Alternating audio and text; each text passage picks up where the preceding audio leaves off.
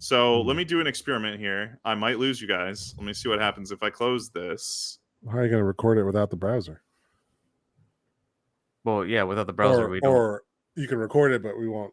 Yeah. He's gone now. Not visible, unknown user. I guess that's just. He's just gone. From my perspective, he just disappeared. His pop-up. thing's still there. Oh no, it just went away. Yeah, now it's gone. Now he's like gone. Yeah. Yeah, now he was a good man. You know?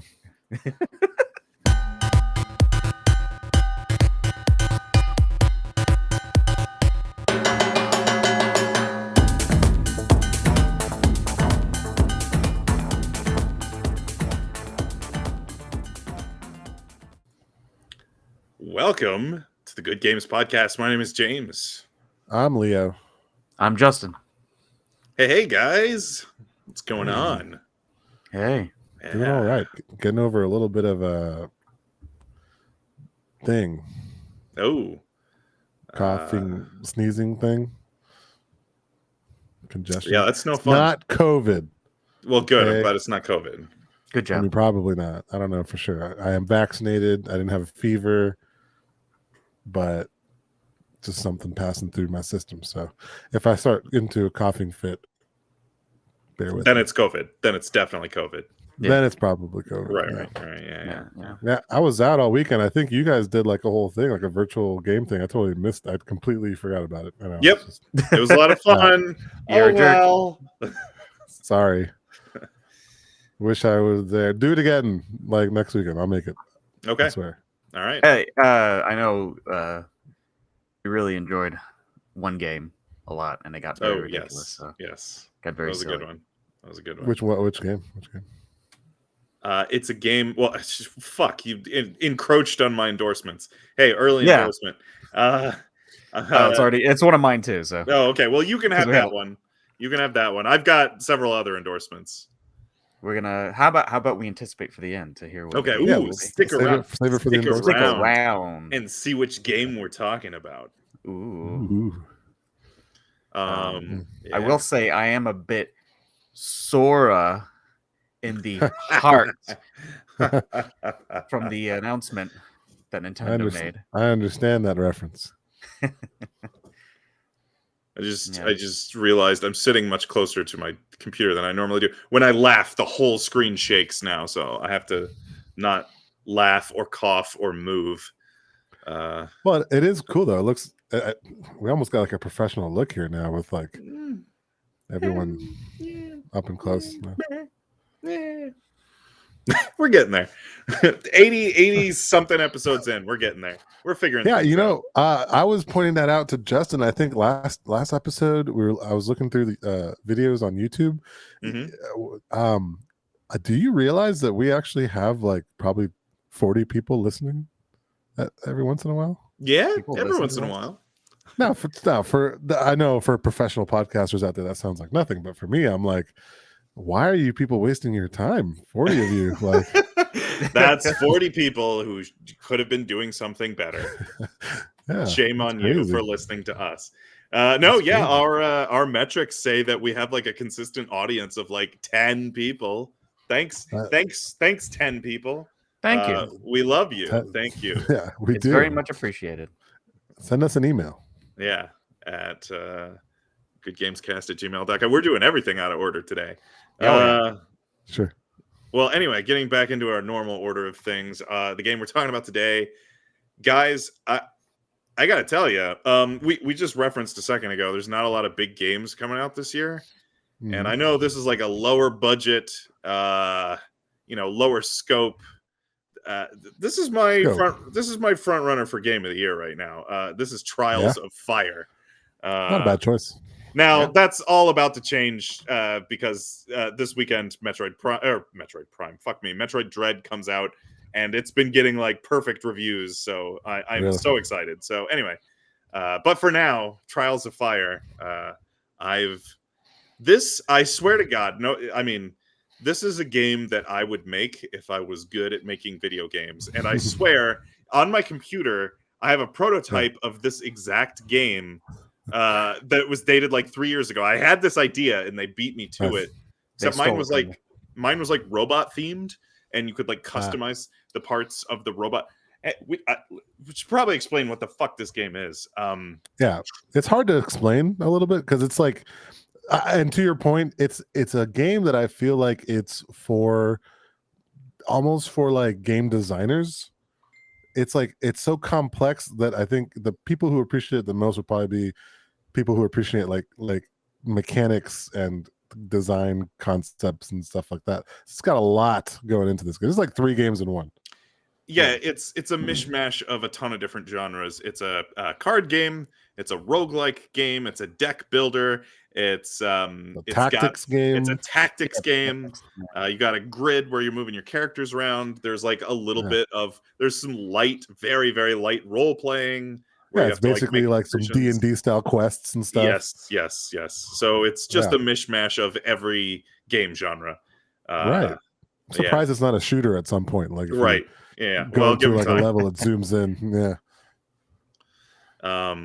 Yeah. So the basic gist of the game is you have 3 characters, and it's when you get into a fight, it's a tactics. If you've played like a tactical strategy game, it's like a grid, and you can move your characters around on the grid. But in order to do literally anything in the game, that move, attack, whatever, every action is a card. And each character has their own deck of cards. Now, there are 3, 6, 9 cards that are innate to your character. And there's also classes in the game. So, you have like I think you start out with like a ranged, like an archer, a warrior, and like a mage. Elemental person. Yeah. And there are 9 cards innate to those, special just for those class. But there are also, every time you equip a piece of armor or a new weapon, those weapons, in addition to upgrading your stats, or sometimes upgrading your stats, they're not necessarily stat upgrades, they also come with new cards. And then on top of that, you can upgrade your weapons and armor and upgrade the cards on them and upgrade their stats. And you can upgrade your your class cards. So it's fucking wild.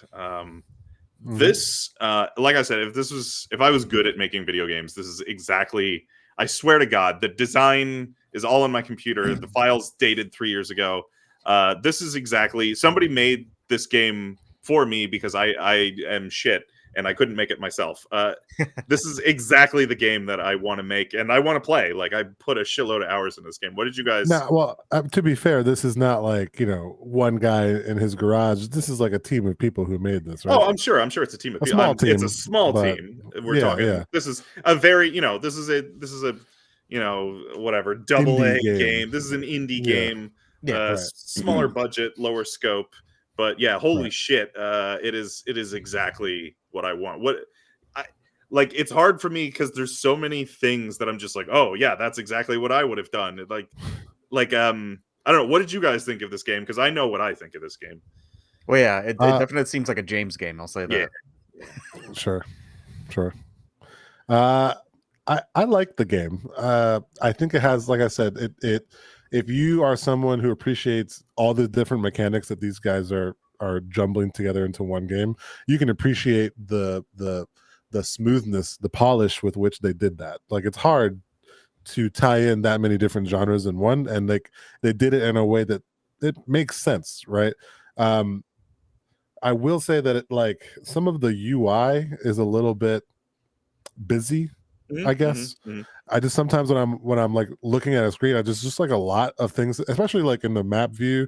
It took me forever to figure out how to hell to camp. This is like a random symbol that looked like it was just part of like a background like element on a HUD. Like, some of the graphics just and it's a low budget thing, so assets could be low budget as well, and that could be part of it. I would love if the mechanics are so well designed and it is so polished and they've so well thought out the design of the game, that if this did really well and then they came out with a second version, a lot of times these indies release and to critical acclaim, and then they release like a second version that has like improved assets and whatever, that version really calls out to me. But the design, it feels really smooth. The tutorial, fantastic, and I love a good tutorial. I need a good tutorial especially for a game with this complex. But it's very difficult, which is probably a good thing,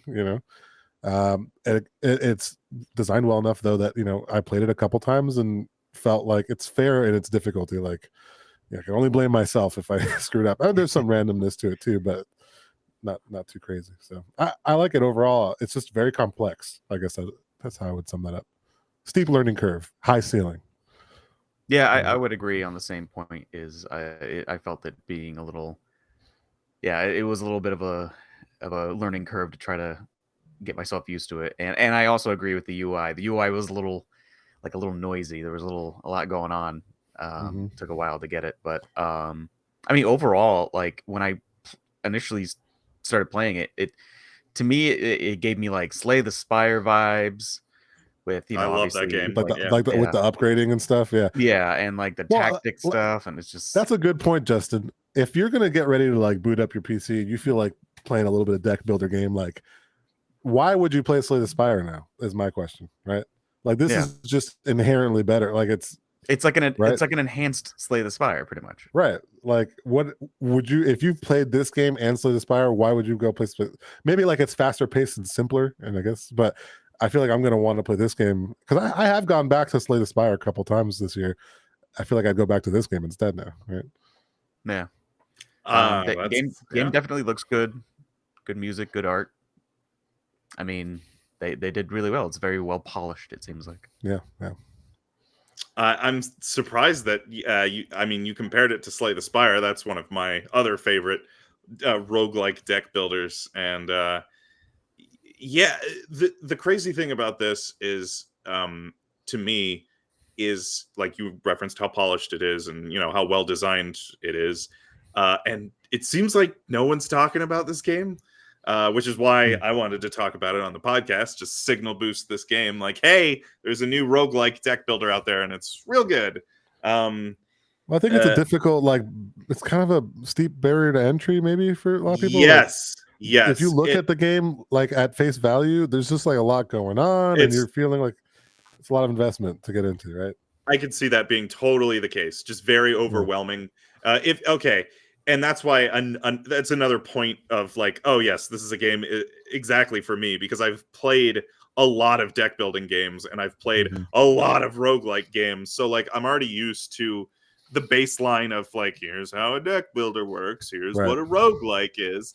And I'm ready for them to sprinkle on all the shit on top of that. Yes, it's very, very complicated. I don't know. Yeah, I mean, it's complex, but also very strategic. And that's my favorite thing about this is, when it's your turn, you can literally just spend like 15 minutes just like thinking about what is my absolute optimal play here. Because there's so many different ways, you could, because you only get dealt 4 cards per, no, you only get dealt 3 cards. 3 cards per character per turn, which you're like, oh, there's only a maximum of 9 cards or whatever. But like thinking about like, oh, does this guy needs to be in this position, and then like, what about the order of the cards? What if I play this first? Like, will I get more damage if I have this guy next to him? And like, what if I push him over here? Oh, I thought a brand new strategy. What if I use my magic guy to deal this status effect? And then have the, like, you could just spend forever just trying to optimize your turn. Which a lot of variables. Yeah. And that was also I had a similar experience, and it gave me the thought that I would love to play a multiplayer variant of this game where you could only focus on one character, and you just have to worry about that deck. And then I realized, oh, that game exists, and it's called Gloomhaven. So if you want to play the board game version of this game where you're only one character and your friends play the other characters, that's basically Gloomhaven. Yeah, kind of. I was just thinking about this only really works as a single player game because of how long you can just sit there like thinking about your turn, unless you put like a chess clock down and had like turn timer, like okay, hey, in order to get this game done, like you only get 60 seconds to think about your turn, and then you just have to fucking do it. But yeah, if you because like my favorite like like Into the Breach does this, Slay the Spire does this, where you can just look at the game and just think about it, like just to have the game be there and then just think about all the variables involved. My brain loves to find the most optimal combination of things is very satisfying to my brain. So just doing that over and over and over again in this game is very nice.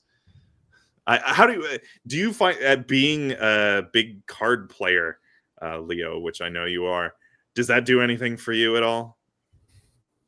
Yeah, I mean, for you. It's weird because as much as I do love card games, the deck building part of card games has never been my number one favorite part of it. You're a net decker. decker. I can't. Oh yeah, absolutely. I play. I let other people figure out the decks. I like piloting. I'm more of a piloter, and it's because I'm a poker player too.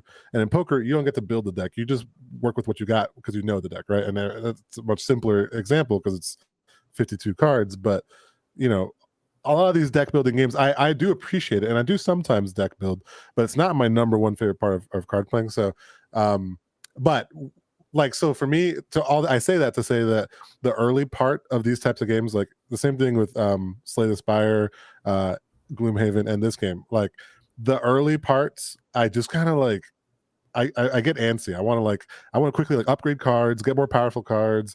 You know, it gets more interesting to me when you have more power in the cards, and then I have those really interesting turns when I'm playing, right? Because then it's more like about, oh, if I do this and I do that, and then I can get that one card that does this. So like, I don't know how to say that. It's like I like it, but I like it more a few like levels deep, you know? Yeah. You like to pilot. Yeah. I like both. My brain likes figuring out the most optimal thing, but then I also like to just look at, you know, in a card game, just look at the card pool and like, oh, which of these cards synergizes the most together? And that happens in this game too when you upgrade, like you were mentioning, when you upgrade your cards or put new cards in your deck. Especially when you upgrade your class cards, I think they only give you 4 choices. Mm-hmm. They give you 4 choices. They give you 4 cards. You can pick one of 4 cards to replace another card in your deck, right? I'm pretty sure that's how it works.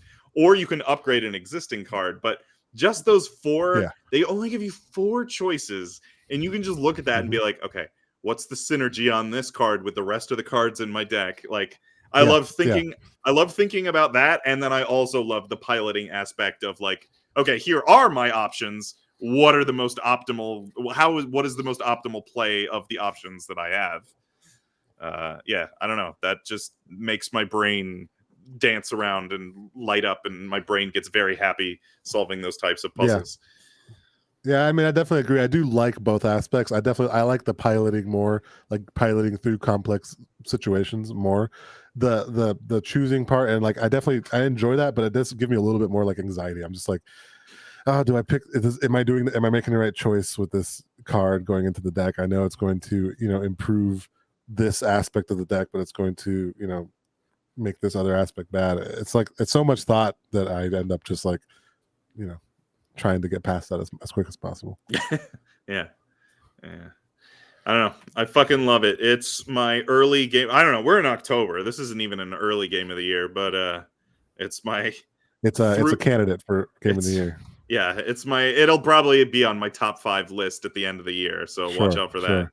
Now, let me ask you this, because you've probably played this the most. I mean, Justin, if you've played a lot, feel free to chime in. But so as far as the story, I know that there is the main quest that is sort of infinite and like somewhat random, I guess, maybe, but it also seemed like it started the same way. I'm a little confused. I didn't get super far into it. I did it 3 or 4 or 5 runs, and I, you know, failed pretty early most times. So like, what's the potential in terms of like that role play feel that they kind of give you? I like it. I like that it exists. I like that it's there. I like that they try to do a little bit of like world building.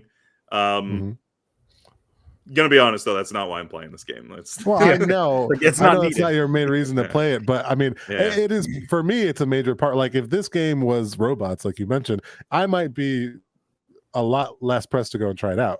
But you put in like a fantasy thing, and you got all these different like races, and there's sort of a cool history behind humans getting wiped out, and then like these rattling people who were underground became the dominant race because they survived the you know the post-apocalyptic world. Like that's really interesting to me. I just don't know how far they take it, and I'm just curious.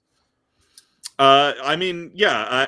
I didn't really look too deeply into all of the lore that they wrote. I'm glad that it exists. I'll have to play to find out. You're gonna, yeah.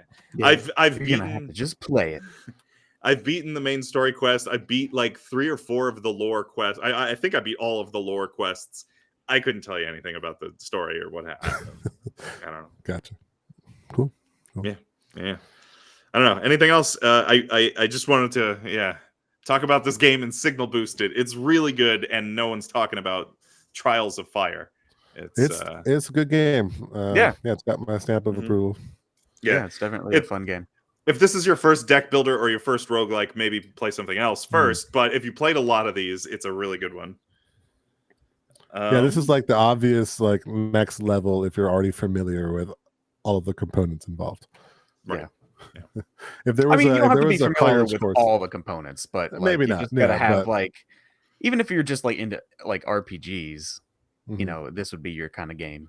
If there was a college curriculum for video gaming, this would be like a second or third level course. Yeah. Like I'd start you off with XCOM for the tactics and Slay the Spire for the deck building. Yeah. and then you would level up to this. There's just so much going on between the tactics and the roguelike and the deck building and the whatever. Yeah. There's just a lot of different things that your brain has to juggle. Yeah, someone just coming into it would definitely be overwhelmed. Yeah. They wouldn't know what's happening. Shit, I barely knew what I was doing.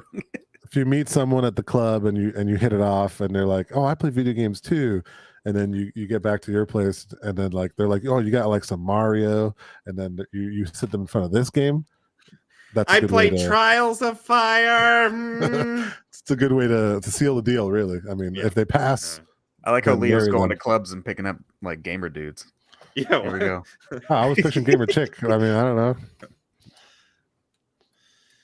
All right, I don't know what people do. These days. I don't know. I don't know either. You meet someone on TikTok and do you meet people on TikTok? Is that a thing? That is a thing. Actually, I've seen it just today. I've seen a couple of stories where people have met on TikTok. Yeah. How do you meet on TikTok? Isn't it just like short videos? Well, but you're posting you're posting as yourself. Your sense of humor or your lifestyle could come out in your videos, and then someone could leave a comment. As long as you're not like someone who has like hundreds of thousands of followers, you see the same person in your comments every video. You could end up following them and then send them a private message, right? And then you go from there. I mean, yeah, I guess that's like meeting on a YouTube comments section, but yeah, I guess you could. It's technically possible. It's like PM. Want to bang? Yeah. Want to smash? If you want to bang and smash, if you want to bang and smash, you can email us at goodgamescast@gmail.com. We'll read it. If you want to bang and smash the like button and the subscribe button and the 5 stars and thumbs up, that helps us. Did Leo? Is that on my end or did Leo? No, that's Leo. Okay, goodbye, Leo. He'll be back hopefully. Let's see. Oh, we also have Patreon. That exists. And we tweet sometimes. And I don't know. Follow us on Twitter. Yeah, do it. Throw us a little money to help us improve the podcast. Hey, come on. If you like this podcast, all 10 of you listening, the more you donate, the closer James will get to the camera. How about that? There's an incentive. We'll get even closer next time. Ooh. Yeah. Well, our top 5 today is our top 5 roguelike games. We already did our top 5 deck builders when we talked about Slay the Spire. So we're doing our top 5 roguelikes. I don't know. Should we kick it off without Leo, or should we wait for him? Should we kill some time? I mean, well, let me see if he says something. He said he'll be right back. Okay. So I mean, if you want to go into a different subject for a moment, I mean, we could talk about how, I don't know, the final Smash character is Sora. How do you feel about that? I'm a little bit. I feel like what? I was gonna say, I feel like you would be indifferent, like you just don't care. I'm kind of indifferent. I played Smash Ultimate competitively for about the first year of that game's existence, and then I decided that game's not that fun to play competitively. I still really love Smash Ultimate a lot. That game is fantastic. I just don't want to play it competitively anymore. So I kind of just removed myself from that scene. So I'm not like super plugged in. I know that everyone's very, very passionate about which characters they want to be in the game, and everyone wants Master Chief or Waluigi or Crash Bandicoot or whatever the fuck. Yeah. But I know a lot of people wanted Sora, and I'm happy for all those people that got Sora. I personally don't give a fucking shit. That game already has 80 million characters. More characters. But this is the last one, right? There's so many fucking characters. Like even on James's big ass screen, I can't find the character I want. Like, yeah. That's how complicated it is. Like people who are angry about, like, oh, I really wanted Master Chief, and like what? There's 85 characters. What other fighting game has 85 characters? Like, fuck right off. Like, go play some of the other characters. You'll be fine. But no, I'm happy for the people that really wanted Sora. My wife is very excited. She's a big Kingdom Hearts fan, so maybe she'll play Smash with me now. She won't. Yeah, probably not. I did that for years. It's you take a beating. I'd have to call like some domestic violence services. She started just getting a beating from James on playing Smash over and over. But yeah, Sora, cool. I don't care. Yay. It's great. It's great. Cool. I'm happy. Yeah. I'm just disappointed it wasn't Waluigi. I know. That would have been so cool for that whole. If you haven't seen the trailer, go watch it. And they do this whole thing where like they go back to the first trailer video or the first like launch video, I guess, or whatever it was. The hype video, I guess you can call it, where it was like the big flaming Smash symbol, and then it dies down, and one little flame is on the ground. Everyone went, "Ooh, it's gonna be Dark Souls." I thought it was Dark Souls. I was like, "Holy shit, that's cool." I was like, for a second though, I was like, "How would Dark Souls doesn't translate to Smash very well? Like, how would they build that character to fight in Smash?" I was like, "Oh, cool, a Dark Souls character," and then my brain was like, "Oh, everyone's gonna complain about there being yet another sword fighter." Yeah. Which I guess Sora is technically a Keyblade wielder, so. I mean, yeah, he has a sword. But I was really hoping they had this whole serious moment, and Mario walks up and he picks up the flame, and then it's just Waluigi, and everyone's like, "Oh shit!" I just thought that would be the big finale, like everyone finally gets what they want, because that was the big character that everybody was like, he's got to, be in the game. Yeah. But unfortunately, that wasn't it. Anyways. Our top 5 today is our top 5 roguelikes. This is actually tough for me because there's a lot of roguelikes I really, really like. And there's a lot of roguelikes I left the fuck off my list that I really, really like. Controversial decisions. Yeah. It was tough making this list. Yeah. I don't know. Are we going to do a collaborative list? Let's collaborate. All right. Let's cool. do it. I don't know if I could probably come up with 5, but I mostly have like 3 that I really wanted to talk about. I had too many. I had to leave a bunch off. But that's perfect. That's why we collaborate. Yeah. All right. Well, in my last slot, just eking on, is the only game I haven't finished on my list. Wait, yes. Oh. I think that's true. Darkest Dungeon. I will probably never finish that game.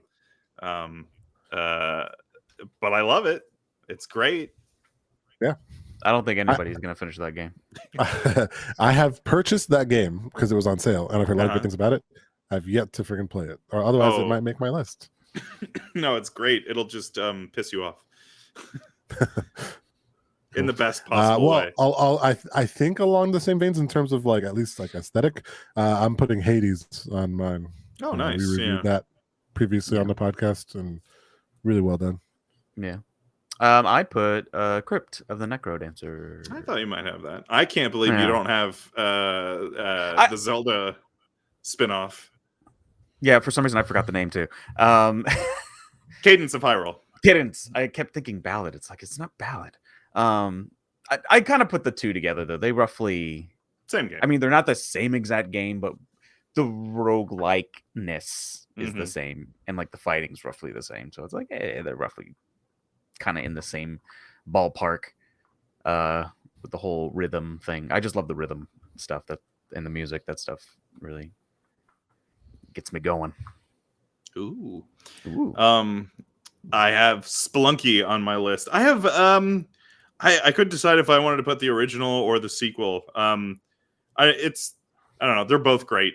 And they're both impossible. Actually, I don't think I ever finished Spelunky either. I can't remember if I finished the first game or not. They're both really fucking hard. I got to fucking Olmec's stupid ass head. Actually, no, I think I beat Olmec's stupid ass head. I think. I can't remember. Whatever. Doesn't matter. Right. I want to throw out there, it's probably my number one choice, Rogue Legacy. Both, I guess. The Rogue Legacy series. I had to leave that one off. That one didn't make the cut, and I love What? that game. I love that game, wow. and it didn't make my cut. That is probably my favorite roguelike. But I mean, you know, Leo, classic Leo, right? Swords and fantasy, but I really love the generational aspect. I'm surprised that Castlevania missed you, because Rogue Legacy reminds me a lot of Castlevania, but it's a roguelike. Yeah, I think the problem is that Castlevania, it's like one long experience, and you have to like go back, and it's like the whole Metroidvania thing. So you like the roguelike? Yeah, I like just like end the run, and then give me a whole new start, and now I'm like a little bit stronger and progress further. Like I like that aspect more. Yeah. Otherwise, yeah, thematically it would fit. I had The Binding of Isaac. I also didn't play it. Really? I love that game, and it's not on my list. Really? I'm surprised. Okay. Yeah. Well, I also have Slay the Spire. That's a solid one. And I have the game we just talked about, Trials of Fire, 2 deck builders. Okay. But my number one slot. I don't know if any game is ever going to top this. Is FTL. I put so many hours into FTL. Just a million fucking hours. That's on my list as well. Yeah. That's my number one. It's just like it's classic. That's just like classic, but like so many roguelikes are, even in the term rogue, like they started out as that Dungeons and Dragons kind of like fantasy tropeness, and Faster Than Light took that the concept of a roguelike and made you feel like you're in like Star Trek. And just, I mean, oh god, the mechanics done so perfectly. Like the game's awesome. Yeah, I want to go play it right now. But also insanely difficult. And also Into the Breach is great, which also didn't make my list. But great. Yeah, great. I mean that one has more of like a mixture, kind of like Trials by Fire too, though. So it's a little tactics, a little roguelike. Yeah. A little bit of chess puzzle. Yeah. Sit there for hours and think about your next move, kind of situation. Yeah. I love that. I fucking love when a game is just like, here's an image, and this image is going to make you think for about 20 minutes. That is strangely one of like James's favorite aspects of a game. Is like, I need to find games to like introduce you to that are just stare at the screen for like an hour to decide.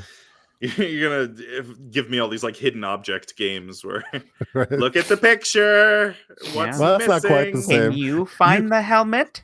I think you enjoy more like when you know the rules and you're given the tools, and then you have to decide the optimal path. I think that's probably, if I can say in a nutshell, your favorite type of game. I think it's that. And I think Into the Breach, which isn't even on my list, is the master of that type of like, here's an image, think about it for 15 minutes. Absolutely. Yeah. Go check out our previous podcast episode. Yeah. Fantastic game for sure. I don't know. Is there any other games that we need to?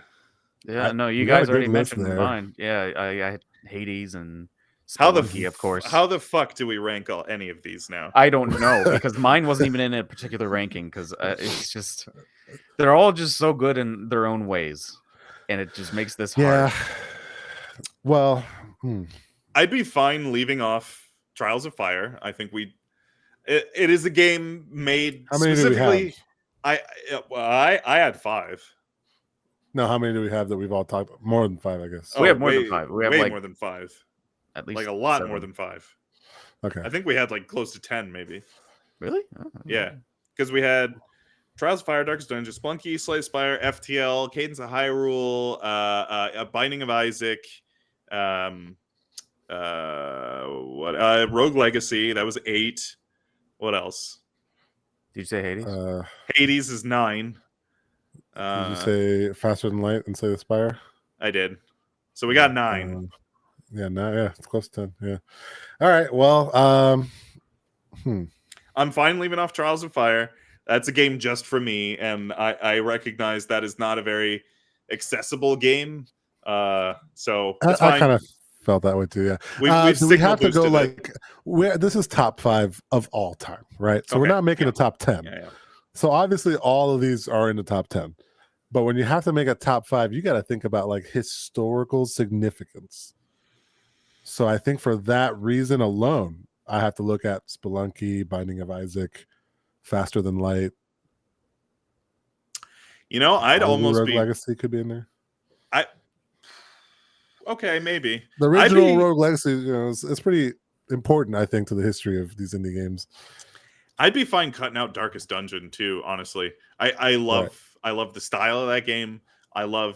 It's another good like thinking game, but it's like just so obnoxiously hard, and there's a lot of like randomness in that game that can be really fucking aggravating. That's the other cool thing about stuff like Into the Breach and Trials of Fire is there's not a whole lot of randomness in those games. And there's like almost no randomness in Into the Breach. Okay, so that leaves us with, we took off 2, so we still got 7. I mean, okay, so what would you put over? Because I feel like these two kind of float around each other. Is Hades and Crypt/Cadence? Which would you say? I know Hades is probably the newer game, I think.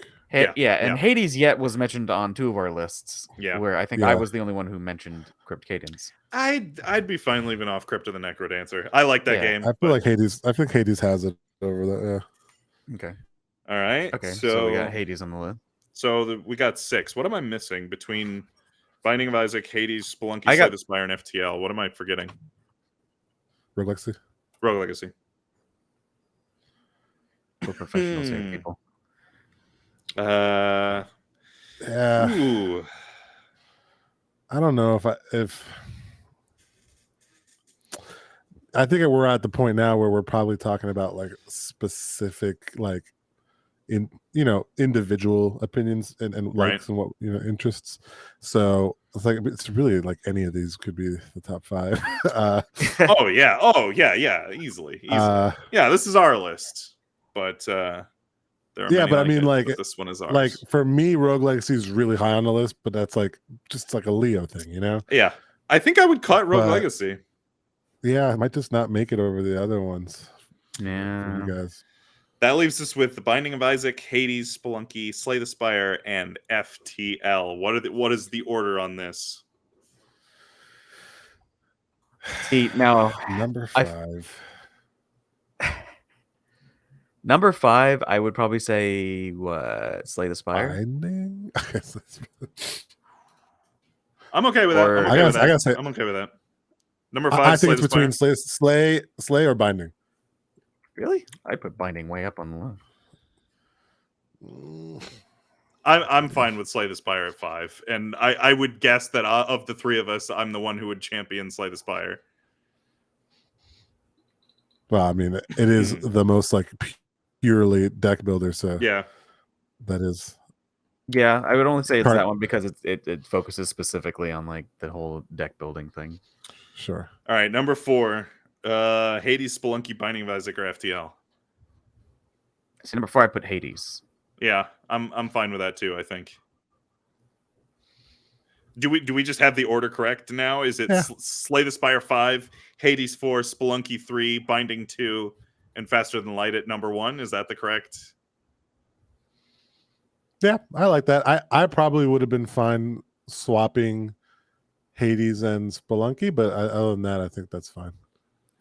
Yeah, I feel like Binding and Spelunky both have a good hold on, at least being 2 and 3. They are definitely just the quintessential indie roguelike game. When you think of the popular ones, it's definitely Spelunky and Binding. Yeah, if you go on Twitch, either people are playing Spelunky or Binding. If you're looking for that, just historically significant to the genre. Yeah. And none of us mentioned Enter the Gungeon, which is the other really big popular roguelike. I hadn't played that, and I definitely have seen that one talked about, but that's the other problem for me is there's just so many of these too. Yeah, there's a lot. I looked at the list and it was just like, man, I gotta. And I know I actually own some of these games. I just never started them up. Oh yeah. Own all of these games, but I do think that's a solid list though. I think everything else we mentioned though that we cut for the top 5 is an honorable mention. Absolutely. We cut the top 10, they would easily make it. We cut so many amazing games. Yeah. Our top 5 roguelike games: number 5, Slay the Spire; number 4, Hades; number 3, Spelunky; number 2, The Binding of Isaac; and number 1, Faster Than Light. That's a good list. Those are good games. That's a very good list. I want to play them all right now. Yeah. Well, let's do it after this podcast. After we endorse some stuff, maybe. Sure. Yeah. Well, I got 3 different video games to endorse, and one of them just go. One of them is Justin's. I'm gonna let Justin take the one that we played last weekend. So that leaves me with a pair of video games. I don't know if we're ever going to do a full episode on either of these, so I'm just going to endorse them now. I've been playing. They both came out this week. Super Monkey Ball Banana Mania. It's great. This is my first Monkey Ball game. So it's like the book cover. You know, if you're going to judge a book by its cover, the book cover is very cutesy, like monkeys, like wee monkeys. The gameplay is a fucking pound you in the ass hard platformer. It is just outrageously hard. This game was like this. There have been previous versions of this game on other consoles, right? Yeah, I think I remember playing one like a long time ago. Yes. Yeah, I played it on GameCube one time. Yes. The original 2 games were for the GameCube. Super Monkey Ball Banana Mania is a remake and remaster of the first 2 games. So if you liked the GameCube era Monkey Balls, that's what Banana Mania is. It's great. This is my first Monkey Ball game. A lot of people say that the physics in the new engine, because they remade it in Unity, they're saying the physics in Unity are a little different than what you remember from the GameCube. But it's still like it's great. I'm really enjoying this game, just kicking me in the nads over and over and over again. It's great if you're masochistic and like really hard platformers. The other game I'm going to endorse, being, as Justin and I discussed a second ago, being a really big Smash Brothers guy, I'm going to endorse Nickelodeon All-Stars Brawl, which is from the makers of Slap City. They got in touch with Nickelodeon, got the license to all your favorite Nickelodeon characters, unless your favorite Nickelodeon characters. Oh, it's great. It's it plays closer to like Melee than Ultimate, for example. It's really fast, very combo heavy, very aerial based. All the characters have like crazy movement. Now, the one thing is this game is, especially compared to Smash Ultimate, this game is very, very bare bones. Like you boot it up and it's like, hey, do you want to do the combat? You want to do like one-on-one or play online? That's your options. Suck it. There's the game. The thing that is great about this game is the gameplay, the game feel is what they seem to have prioritized. The game feels awesome to play, even like, because I'm not used to the game. I'm not even good at the game yet, but like the way the characters move and feel just feels really good.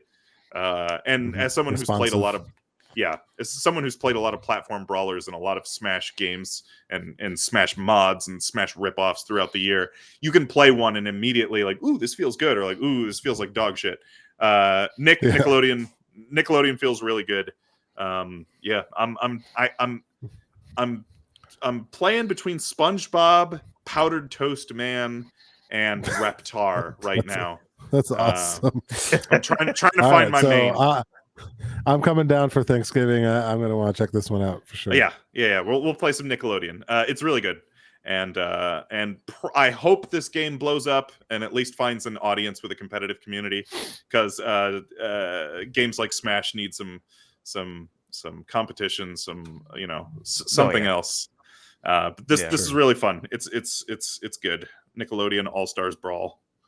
I'm glad it's not shovelware that you typically get from. No, it's absolutely not. Right. No. Yeah, that was my big fear. Was like, don't be thrown off by the publisher, which is literally called Game Mill.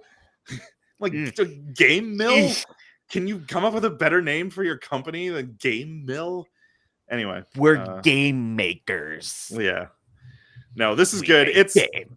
It's very low budget, very bare bones. Like, there's not even voice acting. Some of the animations look a little janky. There's some crust here and there. This is a small team, low budget, especially if you're used to Smash. But the game itself is actually very good if you like platform fighters. Cool. Okay. What's the third game, Justin? The third game is a game that we enjoyed this weekend for Mr. James's birthday. We did like a virtual birthday to try and get some of our distance friends to play, which they didn't. Leo, sir, talking to you, Leo. Sorry, I apologize. But it was perfect. I had seen some other streamers play it. I'm like, oh, like this is perfect, because we used to play a physical game called Telestrations. This is pretty much that, but online, and it's free. It's all browser based, and it's called Gartic Phone. Gartic, Gartic Phone. It's a terrible name. It's a little bit of a weird name. But pretty much that's what it is. If you ever played Telestrations or like Pictionary or something like that, it's essentially you get a phrase, and then the next person sees the phrase and they have to draw the phrase. Then the next person sees the picture and they have to try to guess, what the phrase is, and then so on and so forth. So it gets very ridiculous. And of course, us being very mature adults. Oh, sure. Oh, literally everything was like penis and boobies and coming, and it was yeah. Hilarious. But it's definitely so funny, so fucking funny. It was so much fun to play that game. It was really nice. And they have different modes too, so you can play like just like normal mode. That's pretty much what we did. You can play like a speed mode where it's like after each like iteration, it starts to get faster and faster. So each person has less. Each picture you have to draw, you have less and less time to draw it. Oh God! So it starts to get a little wonky. Oh, we should have played that. Yeah. Oh fuck. Yeah, we play that all the time. But that reminds me of like, I think it's Cranium that does the ones where you like have to close your eyes and draw, or I forget which one it was.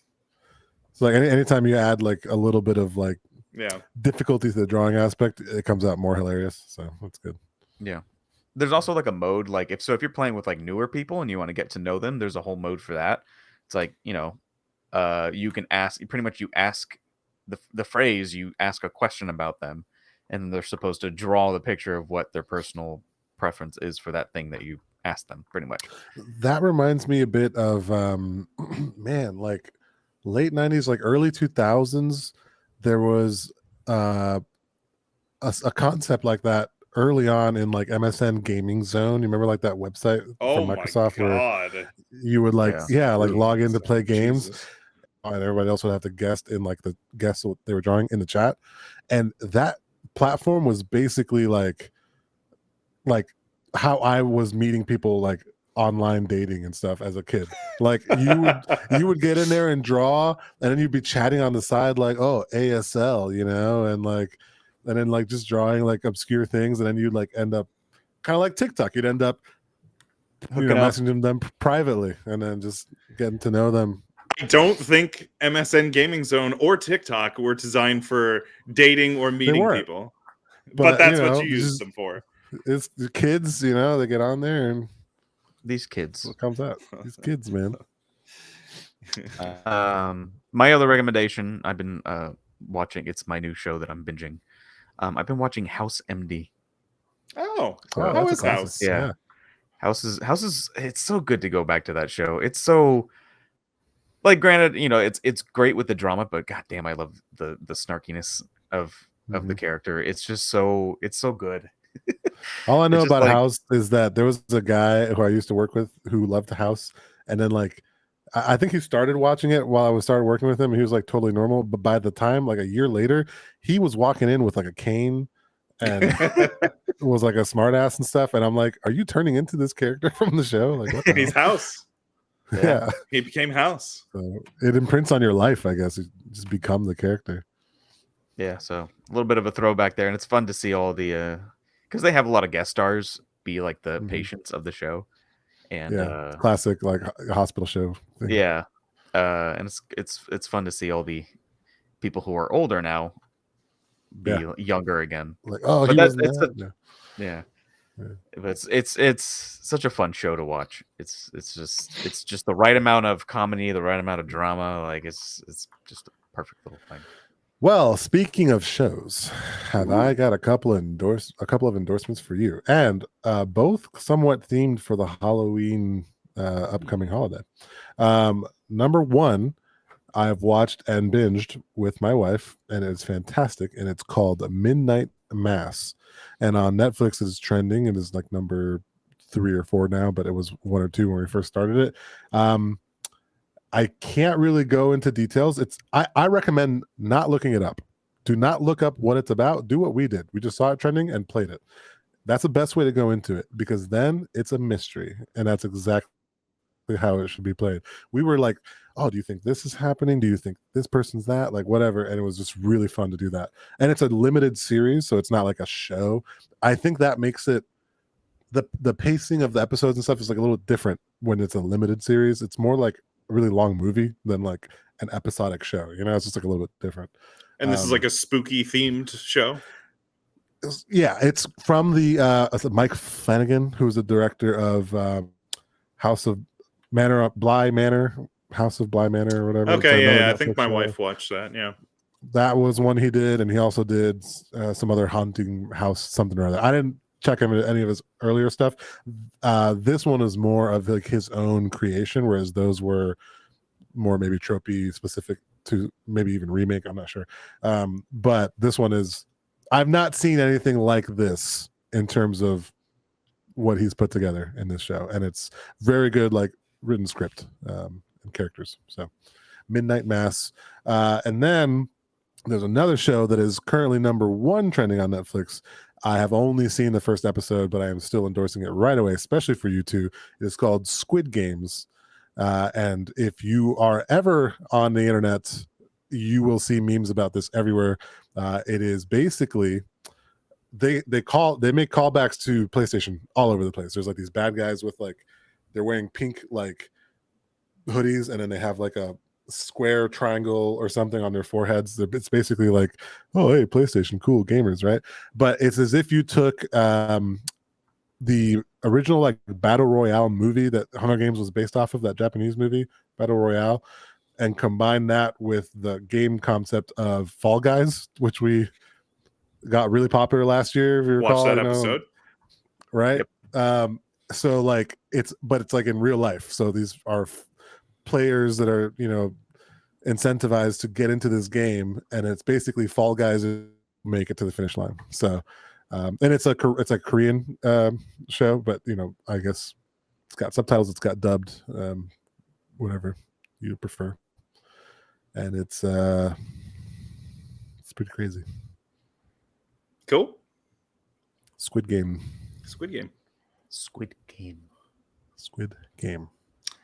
That's it. All right. Well, our next episode I am looking very much forward to is also Halloween themed. Perfect. Metroid Dread. Our next episode will feature mostly James talking with color commentary from Justin and Leo. You're not a Metroid guy, Justin? Oh no, I know. I Okay, like okay, Metroid. okay. Justin might play it. Justin might play it. Yeah. I might play it. I'm gonna We might play need the to pull shit on out of it. a special guest or something for that one. Well, I know a friend of the show and sometimes guest Matt Finneman is also a big Metroid guy. Maybe we can get him on here. That might be a good Matt Finneman episode. Yeah. All right. Well, look forward to that episode. I know I am. Yeah. Anything else? That's it. Wrap it Cool. up early. Yeah, All right. Happy fall. Well, happy fall. Yeah. For the Good Hopefully Games Leaves are changing, podcast. so feel free to come up here and check out the leaves changing in the next couple months. Sounds great. I would love to. Yeah. That goes out to all the listeners too. You guys are all welcome. Oh Jesus! Email Here's me. Leo's address. We'll set a schedule. We'll post it on the email. Email us for Leo's address. All right. PO box. For the Good Games podcast, I'm James. We'll see you next time. I'm Leo. I'm Justin. We'll see you next time. Goodbye. See ya. Bye.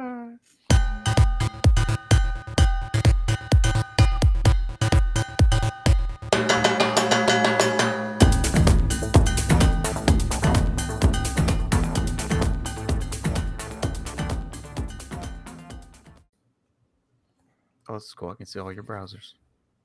Oh. Gotta close all my porn.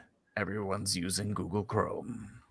I gotta update my Google Chrome. It's like been yelling at me in red at the top right there for. Yeah, that happens to me sometimes. It's like, it's like hard finding the right time to do it because even though I know I'm gonna get all my tabs back after it launches, but it's just like It takes 2 seconds and it's like, oh fuck. Jesus. Damn it.